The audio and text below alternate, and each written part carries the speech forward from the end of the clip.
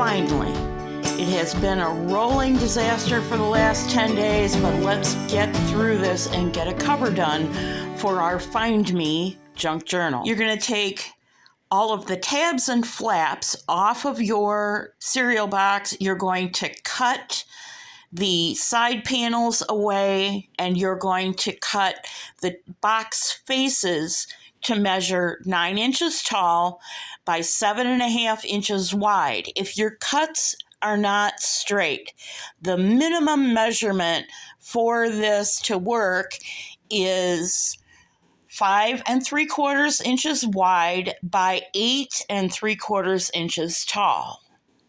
Take the 4 flaps, 2 from the top, 2 from the bottom, and glue them together so that the shiny sides are glued together, and you have something that looks like that little rectangle on the top with the rounded corners. That's going to be a spacer tool for people who've never made a junk journal or are not confident that they can line things up. If you're an old hand at making junk journals, you can skip this step because you know exactly what I'm talking about already. But for those of you who are not, you will thank yourself for taking the time to make this little tool. It's just gluing it together. That's it. You also want to take one of your side panels and cut a 1.5 inch by 9 inch strip. If you ended up trimming your front and back faces of your box and they are not 9 inches tall anymore, remember to cut your spine the same height as your front and back panels. Also, please be patient with yourself. Stop the video and review if you're unsure of what you think I said. The covers are the most complex part of a junk journal, and once we're done, it gets a whole lot easier. So let's get started. Here's my finished cover. Well, finished to the point where we're going to finish it in this video. You can see that I have made a pretty wide spine here, but that's only because what I used for the spine was a scrap piece of denim. I didn't have paper that I wanted to use with this stripe pattern that was wide enough. You don't have to use scrap material. You can use paper to cover the outside. I've covered the 2 back covers, and I've covered the 2 inside covers, plus I have finger pressed my outside spine in, but I haven't done anything else with it because we have a couple things we need to do before we glue this down and move forward. So, what did I use? Or maybe a better question is, what can you use? If you have any kind of wrapping paper, old wrapping paper that maybe you saved because you like the pattern, you can use that for sure. You need something that's opaque and won't let your box show through, because we're going to use the shiny side or the outside of the box as the outside of our book, and the cardboard looking side will be the inside. So any kind of wrapping paper, butcher paper, as long as it's not coated, it doesn't have wax or plastic coating. If you have this, if you're still getting this in your Amazon boxes as packing material, this stuff is worth its weight in gold, because Amazon is now packaging their shipments to us with plastic, and that really makes me mad.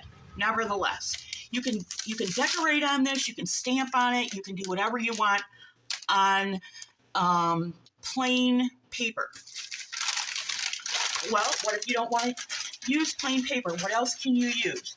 By all means, you can use single side or double side scrapbook paper. Get 12 by 12. You can buy it by the sheet still, I think. You don't have to buy a whole book of it. Keeping in mind, you're going to lose, if you use double-sided, you're going to lose one side of your paper. You can use dyed paper, and I have a whole episode on dyeing paper. You can use a print that you make, but when you make a print, you want to make sure that it's border-to-border printing. In other words, your printer has to be able to have a borderless setting.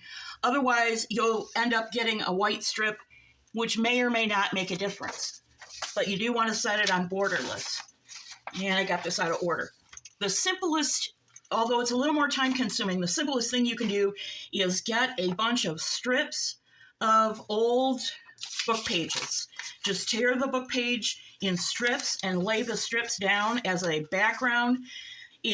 They're right under this is a little bit of a hole where the two pieces didn't meet. Don't worry about it because you're going to be able to patch it. You just want to get down a background layer. And then I took more book pages and I just ripped them in random shapes like this. No rhyme or reason to it whatsoever. I took a little bit of an ink from an ink pad and just edged it very lightly. You can use black. It will give you a very nice black and white effect. Or if you have distress ink, you could use vintage photo or in my case, I use walnut stain because I like walnut stain better. Vintage photo is a little too red for me. So you're going to be able to cover this. And before we jump into that, I just want you to be aware of something.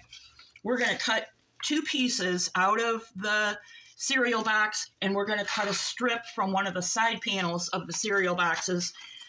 And then we're going to take them down, and you need to be able to, whatever paper you choose, you need to be able to have at least a 1/2 inch hanging over the top, the bottom, and the side. For the size we're doing, if you're using a cereal box or if you're cutting chipboard, you can buy chipboard. That's what this is. You're going to be cutting to a certain size, and you want to always make sure that if you're using 8.5 by 11 paper to cover, that you have this overhang I just talked about. Okay, you're going to get out your 1-inch masking tape because we're going to put the back and front cover together with the spine in the middle. This is a different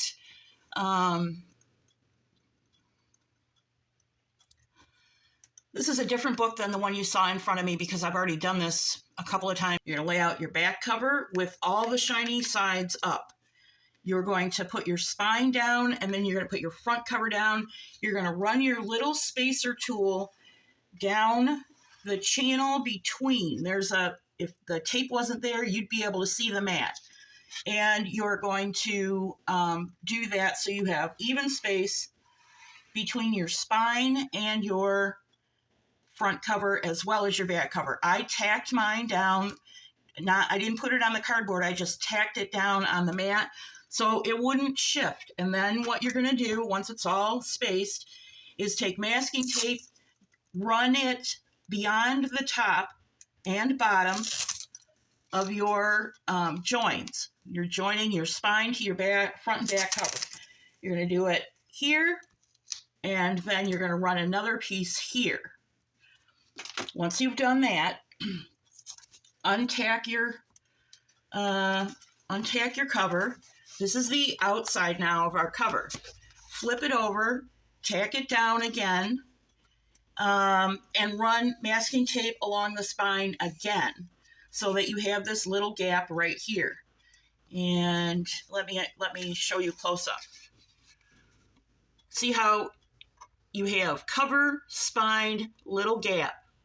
Spine, cover, little gap. That gives this a lot of flexibility. Masking tape is great for this. Other people use fabric and other things. This is what I chose to use. Now we're going to cover the back, which is our front cover and our back cover. And my paper is going to be way too big because this is not the same size as the one that I showed you. So I'm going to kind of eyeball my paper.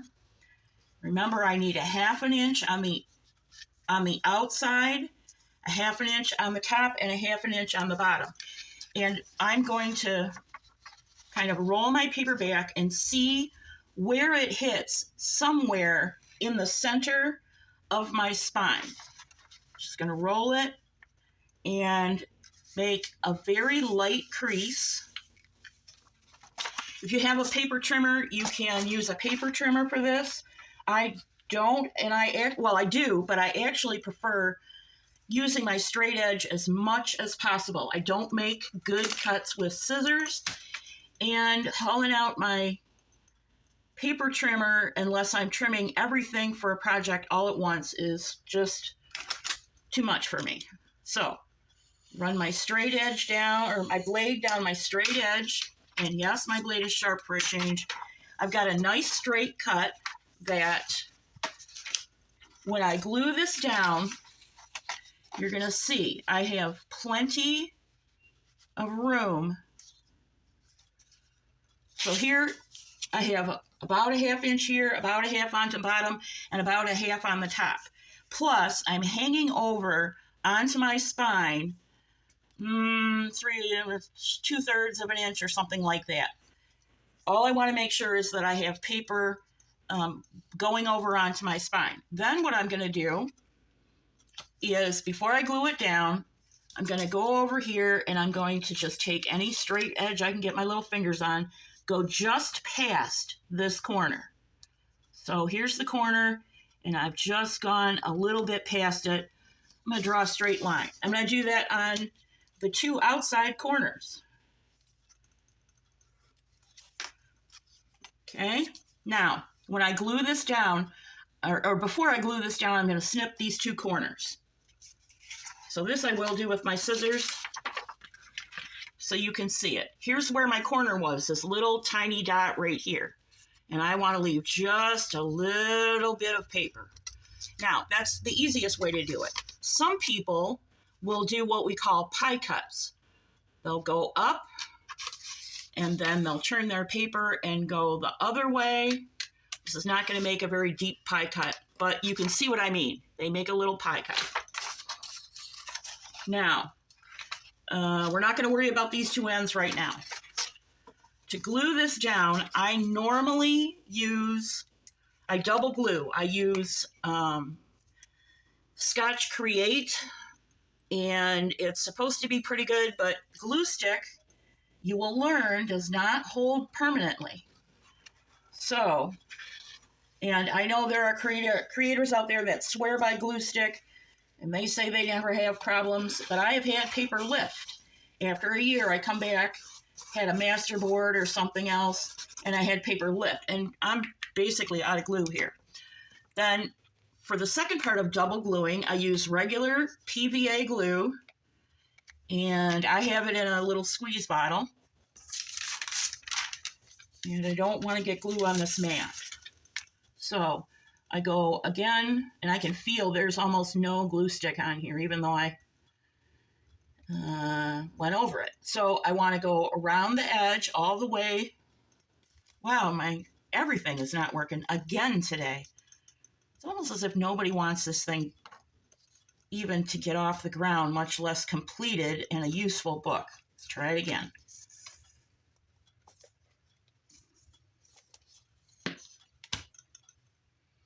There we go, finally, all the way halfway into the spine, all the way around the edge.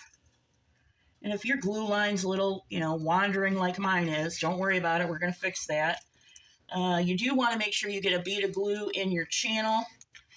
And then do not be heavy-handed with your wet glue, because you will end up with way more glue than you need. Then you're going to take your little silicone spatula and just smooth out.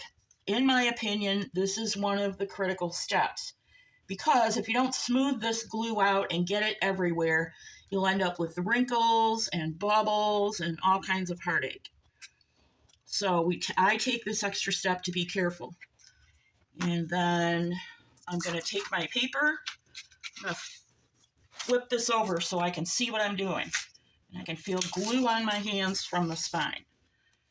So I line it up as straight as I can get it. I don't smush it down. I flip it back over, make sure there's no visible air bubbles. I peel it back a little bit. I get a straight edge, and I go from one edge to the other and let the straight edge be the pressure. And then when I get right to my channel, you kind of have to feel around for it until you find it. When I get to my channel, I burnish it down so that I have a good channel, just like I did with the masking tape. That will alleviate some of the paper pressure. And I'll take my I'll take a smoothing tool. In this case, it's an old credit card or gift card, I don't remember. And I'll just work out all the air bubbles, if there are any, or any wrinkles. I might hit this channel again. Now, you're going to do the same thing. You're going to do the same thing on this side so that your paper overlaps halfway or even 3/4 of the way on your spine, just so long as you get a good overlap. And this overlap seam right here, you're going to want this to stick down really good. You want to glue all the way to the edge of your second piece of paper. Of course, you're going to trim it down. You're going to make your cuts and all that jazz. Now, pretend we have 2 pieces of, we've got the whole thing covered. We'll just pretend. Pretend we have these 2 pieces covered. Let's see, right here. We've got these 2 pieces covered and they are overlapping. Now we have to trim this one down if we didn't trim it all already. Do your pie cuts or your diagonal cuts on these 2 corners. And then we're going to glue. And I like to put a line of glue, again, right down the channel. Not a thick bead, just a line of glue. Oh, wait, forget I just said that. You don't do that until you're covering the inside. So just, if you were following along, just wipe it up like I did. So we're going to glue these outer edges. And for this, I want glue on my paper all the way out to the edge. I'm going to use my spatula again. Since I'm using wet glue, I like to do all the tabs, these things, first. And for this, I'm not going to glue all the way in because I have a little trimming trick to show you. So I'm going to get glue at least, at least out to the edge on this. And there we go. Now, paper, tension on your paper over curves, over corners is always a big, hairy deal. And so what you're going to do is just, without putting downward pressure on this, you're just going to roll it up like this and just lightly press it for now. Flip it over, roll it over. Why am I not getting a good, there we go. Roll it over and lightly press it. And it will pop up, don't worry about it. We're gonna fix that with another line of glue. Roll it. The reason you're not putting downward pressure when you're rolling this is that any stress going over this little edge will make your paper crack and you'll have splits and it'll be upsetting. Oh, before we do this, you want to make a little relief cut right here. I do a pie piece. Just snip it off here, flip it around, and snip it off here. And if you don't get all the way to the edge, you can gently tear it. No big deal, because that's going to be covered anyway. So now we want to make sure we have enough glue to tack it down. So I'm just going to go along. Going to put a line of glue in there close to the inside edge and just gently tack it down, not putting any stress on it whatsoever. See, the bottom needs it as well. So I'll go in the channel and I'll just run a little light bead of glue right there. And here as well, because this one didn't even want to sit down nicely. You don't want to be heavy-handed with your glue, only enough to get it to lay down. Okay. And if you get glue on your hands, just, take it off again. Now, this is wet glue, so it's going to take a little while, maybe a half hour, to stick and cure. So what I do often is just stick the whole thing under this mat. I lift the mat up. Other times I will put a book down. If you put a book down, get a sponge, get it wet, wring it out so it's not dripping wet, and just run on the unglued part. So that would be this, what looks like craft paper still. Run this along here just enough to get it so that it changes color. When it changes color, it's actually getting wet. You don't want it sopping. You don't want it dripping. Just enough. And then put a book on it, and it will not curl. See how my spine is curled? I actually curled it intentionally, but that's a different story. You want this to not curl. You want it completely flat if you can manage it. And the best way to do that is with a book. All right, you'll do the same thing for the outside, this side, as I said. Now we're going to move on to the inside, how we measure our paper for the inside. So it's going to be, nope. All right, let me get something that has some contrast. All right, for the inside, your measurement is going to be same thing as the outside with regard to the spine.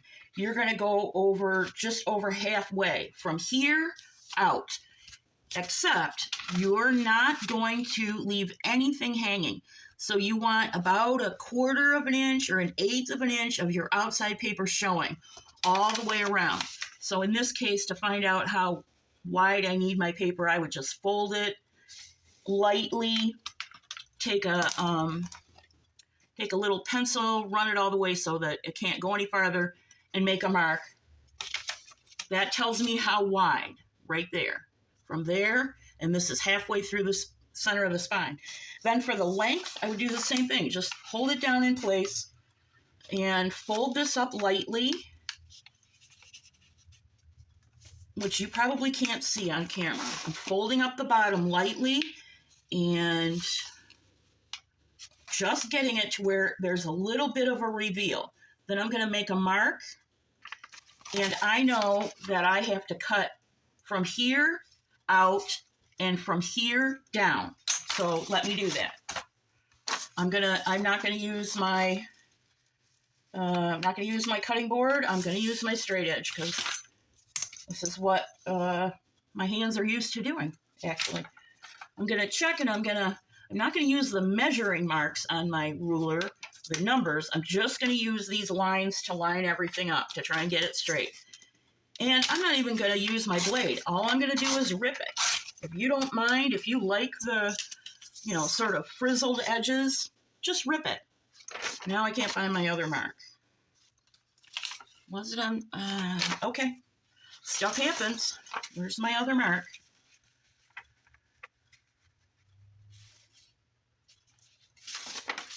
That may be part of the problem. I turned to the paper. I did that. I mismeasured and turned the paper in 2 previous videos. And let's see. Here we go. Roll it over sideways a little bit. And in this case, since I'm ripping it off, I'm just going to crease it. Okay.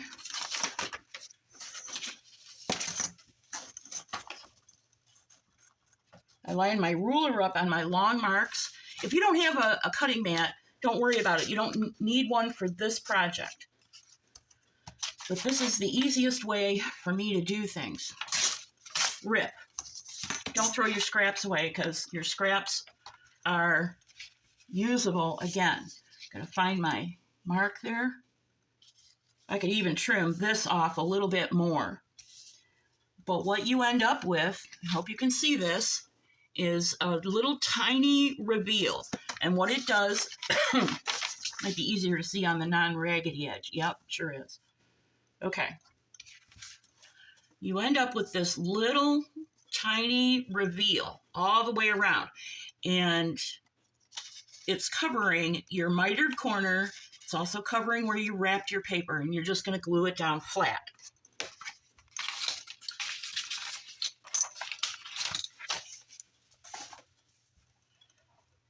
All right, now to an example that's the proper size. I've done, now in this case, I rounded this corner on the inside, and I did a little shading and that kind of thing. For your spine, your paper has covered, because you've gone over the spine, on the outside. Well, this one I didn't. This one I would need to. Is that paper or is it not paper? I can't even tell. Nevertheless, you've got your whole back cover, but you've got this spine. To reinforce it, what I did was use a piece of denim. You can use a piece of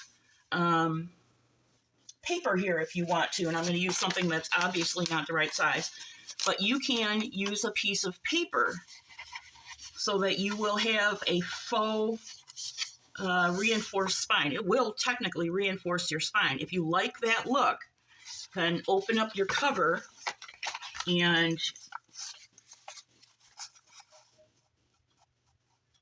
glue your paper down. You can see this isn't long enough, but glue your paper down.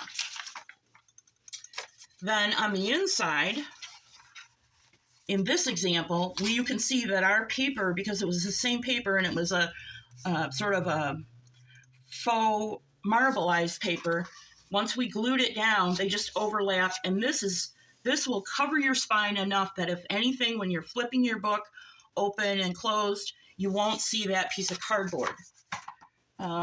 So as an example, when I flip open things, you can see that there's something back here, but you don't see cardboard. You see what I lined my spine with, and that's the point of doing that on both sides of the spine. Now, for next week, this is, let me flip it over. This is Midori binding. It's just long stitches, but what it does for you is it gives you the ability to take out a section if you fill up your section and want to redo it or what have you. If you want me to demonstrate Midori binding again, there's already one in the Master Journal playlist. Let me know in comments. You will also need cardstock. This example just happens to be black because it was for an application that's different than what we're doing. But in the Founded on Alpacamade, gosh, where did it go? Right where I can find it. In the Founded on Alpacamade, I gave you a reference for cardstock. It's cream color. I also gave you a craft color, sort of this color. So those are your choices. You can go get whatever colored cardstock you want. It doesn't matter to me. I just gave you two choices so you would know what I was talking about. So we're going to need some cardstock because we're going to make the outsides of these folios out of cardstock. And we'll also need cardstock for the tabs that we're going to make. For Sunday, please God, let us be on track on Sunday. And I do sincerely again apologize for not getting this up in time for last Sunday. Nevertheless, for this Sunday, do you want Midori style binding? The long with elastic cord that holds your folios in. If you do, please let me know in comments. Also, you will need a very large eye needle, like a sail needle or an upholstery needle. A regular blunt tip needle might not have a large enough eye. It has to be really big. You'll also need heavy thread, either upholstery thread, coat thread, or go cheap and easy and use dental floss. Cardstock of your choice. All the tools and materials we have already used, plus if you have it and like to use very sharp detail scissors, by all means, haul those out as well. If not, you can use a craft knife, but you'll have to be very, very careful. It's my intention to have the inside of this uploaded to a Dropbox or Google Drive or what have you, so that you can download the template as well. However, that template is stuck on my laptop and I have to start from scratch. So wish me luck. Thank you so much for joining me. I really appreciate your patience more than you know this time around. God bless you, and I'll see you real soon.